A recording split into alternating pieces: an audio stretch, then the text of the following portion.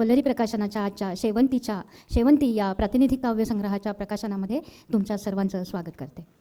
यानंतरच्या कवयित्री आहेत वर्षा बहिरट. आली माहेरा आली माहेरा, आठवणींच्या झुल्यावर होऊन स्वार.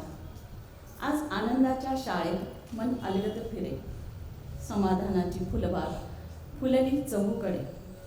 स्मृतींच्या मळ्यातून फिरली, स्वप्नांच्या लाटेवर बैसली. जणू फुलपाखरू मधुगंध घेत बागेत फिरे. आज आभासी तारांगण नटले माहेरच्या अंगणी.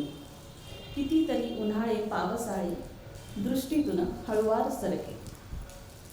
माहेर व सासरचा प्रवास किती अतृप्ततेने भरलेला. तिथाच भासे अंतर्मनाचा प्रत्येक कोपरा.